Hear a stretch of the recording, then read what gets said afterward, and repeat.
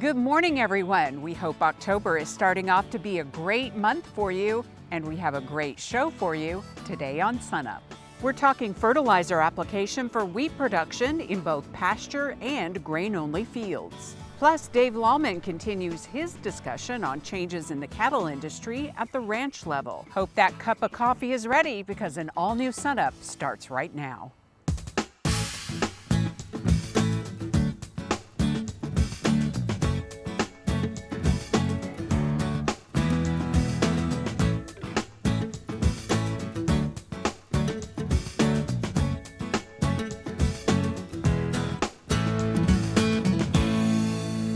Hello again, everyone. I'm Lyndall Stout. September was certainly a busy month, and October will mean even more producers are sowing wheat. So kicking things off today is Dr. Brian Arnell, our OSU Extension Soil Nutrient Management Specialist.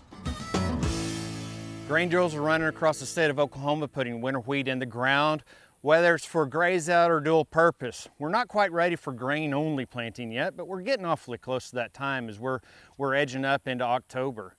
As we're going through the fields right now, my advice for farmers is, one, if you're growing for grazing or dual purpose, which a lot of folks are with cattle prices, make sure that we have some fertility down. So I want to see 40 to 50 pounds of nitrogen down pre-plant, or even after you sow, which is perfectly fine. I'd also say make sure you know your pH, because that pH is really going to impact your total forage production in a forage system. If your pH is low, you need to make sure that it's too late to lime, so we need to make sure that we're getting some phosphorus in furrow to combat that aluminum toxicity we get with low pH. Now, phosphorus source does matter when it comes to battling pH or alleviating that aluminum toxicity. We find that 18460 or DAP, diammonium phosphate, performs better than 11520 in acid soils. That's because 18460 dissolves at a higher pH, and so it's able to compensate for a little bit of acidity, while 11520 MAP is going to dissolve in acidic soil, so it tends to bind up a little bit quicker than DAP. So if you get the option for source, go for that DAP over MAP if you're combating acidity right now.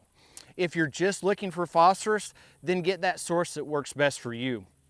Typically for our grain-only producers, we find very little value of in-furrow nitrogen. And also, even for those that are doing forage, adding urea in furrow tends to be a risky venture, as we've seen a lot of research show that as I add urea, we lose stand.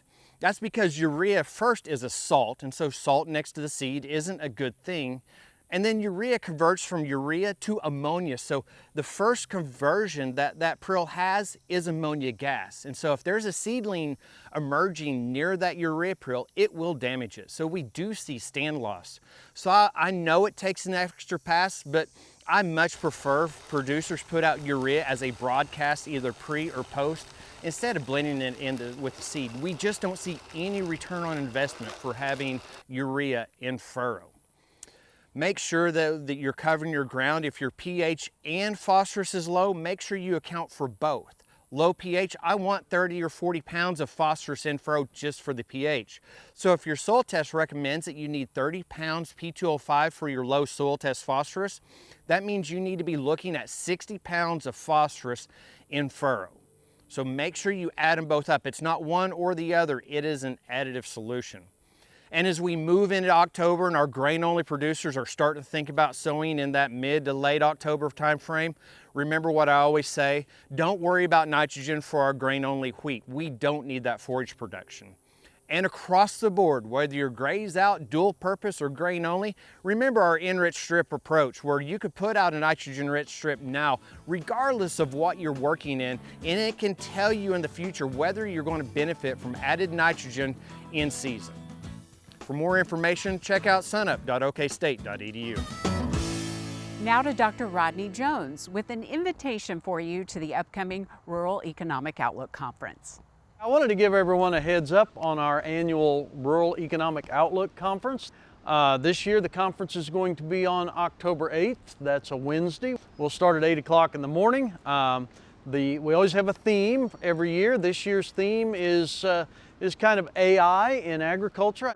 First, we're going to bring in Heather Hampton Nodal, and she is from Illinois. She's a farmer, but she's also been very active in AI in agriculture, especially as it pertains to precision agriculture applications. Dr. Ryan Reuter from our animal science department is going to talk about some applications in animal agriculture. We also are going to highlight our brand new grain marketing specialist, Dr. Todd Hubbs. So we're looking forward to seeing everybody on October 8th. For a link to find out even more information about the conference, just go to the SUNUP website. They're going to have information about the conference and how to get registered as well.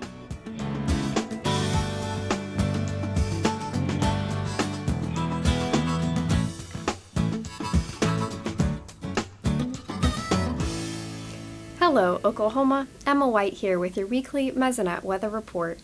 The last several weeks we have talked about winter wheat, so I thought this week I would spend instead talking about temperature. The last several days have been hitting above average high temperatures across the state.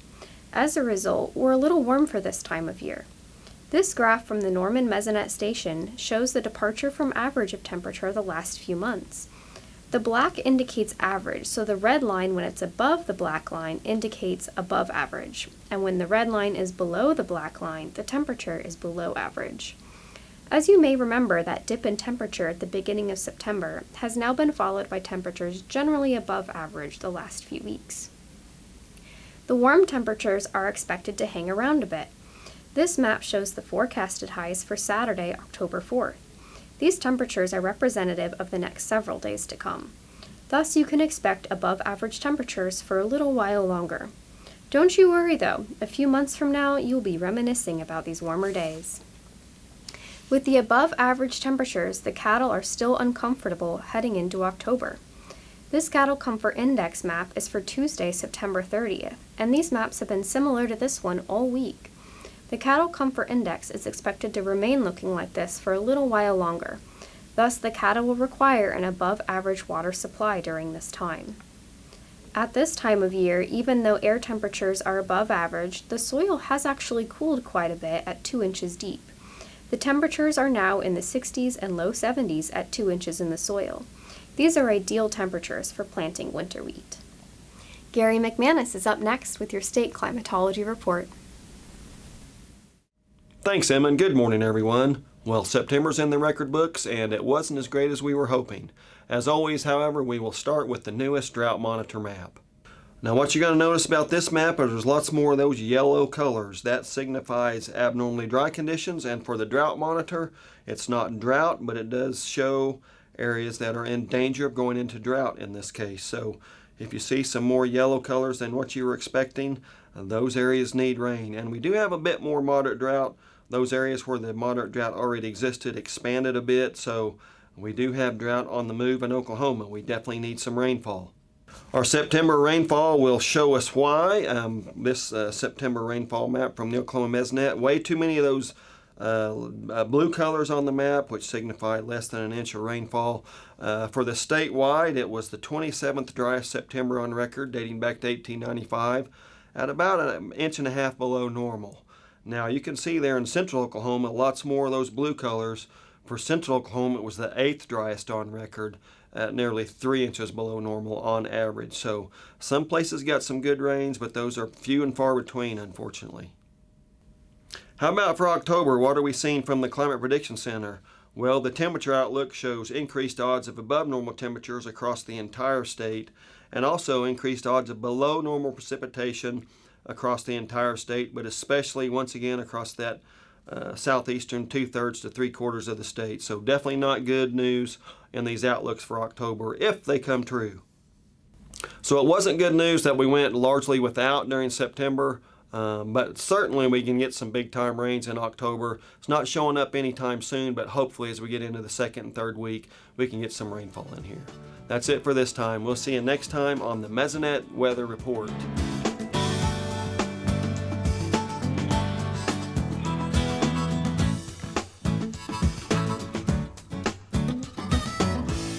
talking about the crop markets now with Dr. John Michael Riley, our OSU agricultural economist. And John Michael, let's start things off with corn today and kind of what's been going on the last few months, kind of some context for producers. Absolutely. Continuing to be some, seldom have I come in with great news on these reports, and I wish that wasn't the case. I will say with regard to corn, it is one of the rosier crops that we are going to discuss today, and since that August report where a lot of just unfortunate news came out with many more acres than was expected, a higher yield than expected. Since then, the market has rebounded quite a bit. A lot of that has to do with, the acres are still there, we think, but a lot of that has to do with dryness that's kind of just starting to take over throughout most of the Corn Belt. That's typical this time of year, but it is becoming more dry, and we're starting to recognize that maybe the yield is not what it was back in July when we were making those early projections. So that has really helped rebound the market some. We are getting some positive news on the trade front with regard to corn, and that has helped lift prices. But unfortunately, we're still on the futures market in a low fours. Here in Oklahoma, that number's still starting with a 3. So whether you're 350, maybe up to 375, 380, not prices that our producers want to be harvesting in. Right now, as of the most recent report, Oklahoma's at 60% harvested, and just not a market you really want to be harvesting into. If you think back to planting when prices were stronger, maybe you had some producers that were able to price some of their crop at that time. Even then, it was razor thin margins, and it's only eroded since. So certainly, while a rosier of some of our other summer crops, not the picture that we really want with regard to corn here in Oklahoma. Let's talk about soybeans now too, and the market there really facing some troubles and some true challenges. It is, and one of the biggest challenges right now is on the trade front.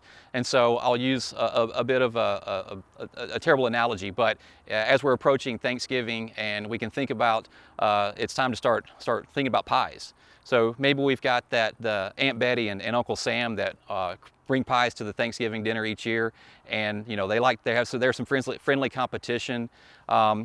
Certainly, we're still got those pies are still there, and Cousin Charlie really loves pies. Right now, going after Aunt Betty's pretty heavily, but still, Uncle Sam has the pie, and there are plenty of people at the Thanksgiving dinner that want to eat pie.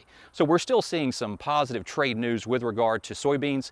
We're just missing out on Cousin Charlie and them coming in and eating Uncle Sam's pies. The other caveat to think about here is the fact that Aunt Betty is still is not just bringing one pie. She's starting to bring more pies to the Thanksgiving dinner. So that is something that maybe is more futuristic in terms of how that's going to impact things. But certainly some challenges are going to be there. Soybean trade right now is missing out on China. We still have no trade that's been developed for current crop or the new crop soybeans, no trade there with regard to China. We're still seeing other trade partners come in and pick up some of our beans, but Brazil is really kind of eating into some of that China trade. Do we think some of these markets are going to open up, or we just don't know yet? We still don't know, and I would argue we're not giving up on development of some of those markets, or not necessarily development, but reinitiating some of that trade. But again, the good news is we're still finding places for our beans to go. It's just not as strong of a trade market as what we typically experience with harvest starting. Before we wind down, we of course want to cover wheat and cotton. What's the scenario there? Well, in Oklahoma, we're 33% planted right now, and markets aren't that great for wheat. And so we're planting into a market that really has some challenges in front of our wheat producers. So right now, I think the question for many of our wheat producers is, are we planting this for grain or are we planting this for grazing? Most Oklahoma producers plant for grazing. The positive side of that is the cattle markets still look very strong. So that is a little bit of what we're facing as we are in the midst of planting. We've gotten some rains here recently across portions of Oklahoma, and so maybe that is going to help the crop overall. But still a long way to go for that one, but the markets still continue to be a bit of a headwind. As we wind down, we want to also cover cotton. So cotton producers still at no harvest as of right now, so that'll be starting here in the next week or three. But markets really tanked early in the week. Really hard to find a reason there. I guess my overall take at this point is probably points to broader economic news that's coming in. Certainly, you know, with regard to always tied to oil prices into the dollar, and both of those did struggle a little bit as that market started to dip, and most likely the reasoning behind that big dip. So cotton producers, much like everyone else, is just, you know, waiting, hoping for some higher prices. All right, John Michael, thanks for all the analysis, and we will see you again soon.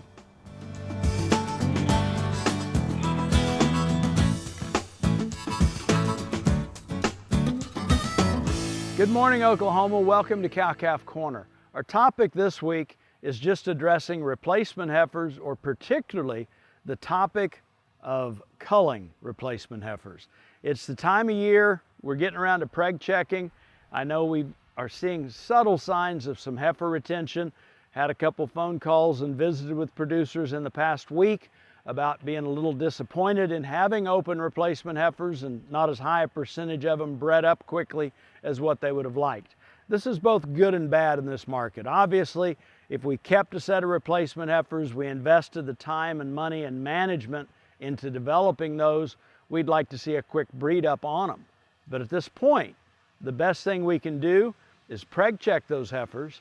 And in this market, the producer I talked to the other day that I talked about being disappointed that he had a few more or higher percent open than what he'd liked, he took those open heifers to the sale barn and they netted back over $3,000 a head. So a pretty robust market we're in. The upside of early preg checks and eliminating those open heifers that we kept back as replacements, they're still A maturity cattle. At this point, they're going to sell as yearlings. They're going to go and end up being finished, and they're going to come out of a feed yard still in that A maturity range, eligible for the most premium of quality grades and yield grades and carcass merit. And so we've got age that works to our advantage there. Long term, the upside to culling our open replacement heifers, the easiest time in a beef breeding female's life to ever get bred should be when she's a 14 to 15 month old heifer at about 2/3 of a mature weight. If we've developed those heifers properly, they should get bred up promptly whenever we AI or turn out bulls with them as yearlings. If they didn't get bred this time, we need to eliminate them from the herd and keep the subfertile genetics out of the herd for that matter, because they're more likely to come up open in the future. So, preg check early, save days of grazing on your pasture by open heifers. You can market those heifers as yearlings for premium value, and long term, you're going to improve the fertility in your cow herd by keeping back those heifers that bred up promptly for you. As always, thanks for joining us on Cow-Calf Corner. Continuing our conversation with Dr. Dave Lawman about some of the broader aspects of raising livestock. This week, he and Curtis talk about some of the ins and outs of making a profit in the cow-calf operation. We're joined now by Dr. Dave Lawman, our OSU Extension beef cattle specialist here at Oklahoma State University. And Dave, recently we talked about the changes over time when it came to how much it costs to raise a cow here in Oklahoma. But, you know, taking time out of it, looking at different productions, you know, what are the variabilities there for profitability? Yeah, that's interesting. There's tremendous variability from one ranch to another in terms of how much money they're able to make. And a lot of that variation is actually under the producer's control. And so I thought it might be useful to go through some, you know, kind of dig into that and break it down a little bit, and just so people would know what keys are that might really have an opportunity under their control where they might be able to make some progress in that profitability. All right, well, let's dive right in. What do you have for us? Well, so, you know, again, I'm going to use the Kansas Farm Management Association data set. They do a really nice job, and they had a publication that was actually published in 2021. So we'd like to have a little more recent publication because, you know, the business structure has changed with these extremely high cattle prices. Nevertheless, it points out those keys that I just mentioned. First of all, but the way they break up their data is really nice because they look at the top 1/3 profitability operations in their data set and compare it to the bottom 1/3 or the least profitable operations. Okay, and the difference in those two groups in terms of net profit, net return to management was $460 per cow. Okay, if you look at it on a per cow basis, huge difference. And then if you break that down a little bit, you know, $176 of that 460 is due to more income. But the bigger portion, $284 of that difference, is due to controlling costs or you know, pushing those costs down. And so, boy, that's Dr. Doy had told me for many years that that was the key to profitability in cow-calf operations. As much as I hate to admit it, she was right. So what are some other things that you've noticed too as variabilities in the changes and how that impacts, you know, from ranch to ranch? So the total difference in top 1/3 to bottom 1/3 is about $460, a big deal. And $284 of that difference has to do with costs. So let me just mention a few of those key costs, and most of these, again, people kind of have control of. So you asked me in another one of these SUNUP programs and suggested that probably feed was the most expensive part of raising a cow. That's what I was kind of thinking, yeah. And you were right, because in that data set, it's about $145 more spent in the least profitable group compared to the most profitable group. $145 more spent on purchased or harvested feed per cow. Okay, does that make sense? And falls right in line. The other thing, and really interesting thing, is that in their data set, people who spent $15 or the more profitable group spent $15 more on pasture cost. $145 less on feed costs, $15 more on pasture costs. So they're kind of, you know, maybe renting, leasing, owning a little more pasture and having to rely less on purchased and harvested feed, and that turns out to be more profitable. Three other things I'll just mention right quick that go into that $284 increased cost. One would be depreciation, more on the lower profitable operations, about $32 more per cow machinery cost. And so those highly profitable producers are more careful about just purchasing machinery that depreciates and minimizing, you know, steel on the ranch or on the farm, steel meaning machinery.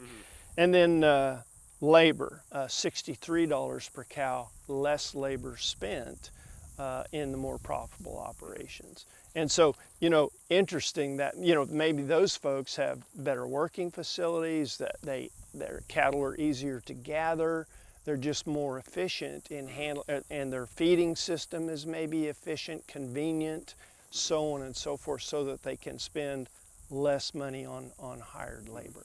In terms of the feed cost, I mean, it is, the devil is in the details, right? Just like you're talking about. Do you know how much you intend to deliver? Is that what you're really delivering? What you are delivering, is it appropriate? And is it the best fit for the forage and the cattle stages of production? And we'll get into that next time. I look forward to it, Dave. Dr. Dave Lawman, OSU Extension Beef Cattle Specialist here at Oklahoma State University. Are you a livestock producer and want to learn more about ways to make your production more successful? Then come on over to OSU Extension's Livestock and Range Field Day. This event will be October 9th at the Willard Sparks Beef Research Center in Stillwater. Topics will include cattle and forage management, beef production, parasite control, and much more. For registration or more information, just scan this QR code. Deworming practices for horses have certainly evolved over time, from our traditional every 2 months and maybe rotating dewormers to now thinking about a more strategic approach based on how many eggs that we actually find in the feces of the horses. But even so, if you're following a strategic program, we recommend that we do deworm horses in the spring, typically March or April. That's because as temperatures warm up, those worms inside the horse start to lay eggs. And so we don't want those female worms passing a large amount of eggs onto the pasture of the horse.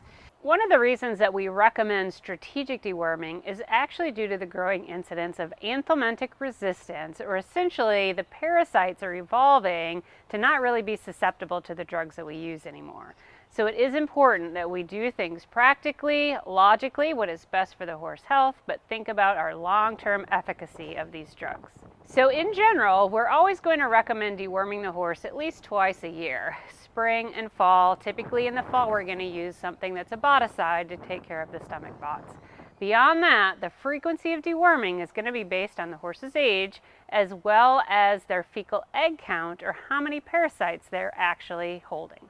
So we always think about targeting a deworming for March or April, followed by some checks to see if your dewormer has been effective, and then doing our frequency of deworming based on what we find in the horse's manure. That'll do it for our show this week. A reminder, you can see SUNUP anytime on our website, follow us on social media, and stream our content anytime at youtube.com/SUNUPTV.